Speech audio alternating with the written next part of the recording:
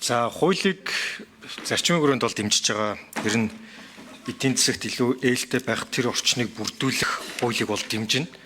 Гэхдээ яг зүгээр яг бусад гишүүд хэлж байна л да. Санаа зовж байгаа зүйл бол одоо маш олон дагалдах хуулиуд дундуур элдв янзын бас нэг одоо буруу ойлголтоо ч юм уу эсвэл одоо бас юм хавчуулагдсан байх үйл гэж харж байгаа юм л та.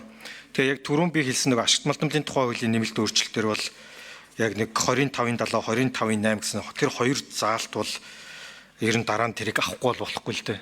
Бид нар чинь уулуурхай юм дээр тэр асуудлыг шийдэхийн тулд одоо нэгсэнд урд нь явж байсан тэр жоохон заллим маягийн тэр асуудлыг шийдэхийн тулд тэрийг нь журмаараа ингээд авч хайжсэн байхгүй.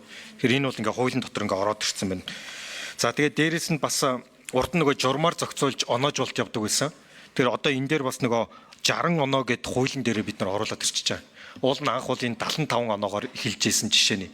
Тэгэхээр нөгөө бид нар зөвшөөрөл эсвэл журмаа алга болгоод хууль руу оруулахдаа тэр зүйлүүдээ маш нухацтай авч үзэх зайлшгүй шаардлагатай гэсэн үг. За тэгээд хөрөнгө оруулалтын тухай хуулийн одоо өөрчлөлтүүд дотор тэр нөгөө бид нар чинь тогтворжуулалтын гэрчилгээ олгодог штэ. Тэр ер нь энэ тогтворжуулалтын гэрчилгээг бид нар ер нь бол үндсээр нь авч үзэх хэрэгтэй. Яг Монгол улс шиг хөрөнгө оруулалтын тогтворжуулалтын гэрчилгээг хэвлж өгдөг орон баг өнөөдөр дэлхийд дээр баг байхгүй шүү.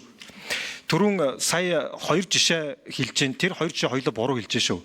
Казахстаныг хэллээ уучлаарай Казахстан чи 10 жил шүү. За тэгээ 10 жил нь 500 сая доллароос дээш хөрөнгө оруулалт байх юм бол 10 жилээр тогтворжуулна гэсэн ганцхан заалттай. Тэгэхээр бид нар чинь Казахстан сая эсрэг 20 жил болгоо яваад штэ. За Вьетнам бол ийм тогтворжуулалтын заалт байдгүй. Вьетнам тогтворжуулдаг. А тэд нар юу гэдэг вэ гэхээр хууль хэрвээ өөрчлөгдөх юм бол тэн дээр нь баталгаа үзүүлэх ч юм уу өөр зарчмаар ажилладаг байхгүй.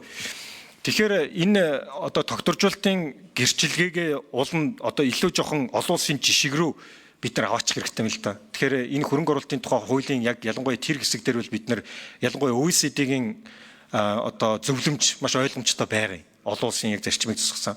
Тэр зарчим руугаа бид нар ер нь ойртох хэрэгтэй. Бидний одоо ер нь тухайн үедээ оруулж явахдаа эн чинь яг уулуурхаан салбар болон томоохон дид бүтцийн төслүүд хэрэгжүүлдэг хөгжингөө орнууд дээр их байсан жишээ. Тогтворжуулалтын гэрчилгээхээс илүүтэйгээр тогтворжуулалтын одоо клоз буюу зүйл заалтууд байсан. Одоо энэ ингээд өөрчлөгдөд хамгийн гол асуудал нь юу болж гарч ирсэн бэ гэхээр ялангуяа уулуурхаан салбар дээр үн өсөж явахт үнийн өсөлтөд хуваалцах чадахгүйгээс болоод маш олон маргаанууд гарч ирсэн түүхтэй. Тэгэд энэ нь нөгөө тогтворжуулалт дээрээ юу оруулах уу, юу оруулахгүй вэ гэдэг маргаанууд гарч ирээд ер нь олон улсын жишг бол эндээсээ ер нь өөрчлөё. Харин илүү хөрөнгө оруулалтын гэрээ одоо product sharing agreement гэдэг юм уу бүтээгдэхүүн хуваах гэрээ гэх мэтчлэн олон улсын гэрээний зохицуултыг илүүд үзэж энүүгээрээ илүү явсан олон улсын зарчим руу дөхнө гэдэг ийм зөвлөмжийг ер нь одоо өгдөг болсон байгаамаа. Тэгэхээр бид нар яг хуу тогтворжуулалтаа одоо 20 жил гэхээр яг үнэ хэлэхэд дэлхийн хамгийн урт хугацаагаар тогтворж байгаа 5 орны нэг болох нь шүү дээ. За хамгийн өндөр орон дээр бол Азербайджан нэг 30 жилээр тий. Манай Узбекистан эднэр ч гэсэн 10 жилээр л байдаг шүү дээ. Тийм учраас энийг 15-аас 20 болохгүй эсэргээрээ бараг 15-10 болгодог ч юм уу. Эсвэл тогтворжуулалтын гэрчилгээг илүү одоо олон улсын хилцээр гэрээ рүү оруулах энэ зарчим руу оруулсан зөв болов уу гэж бодож байна.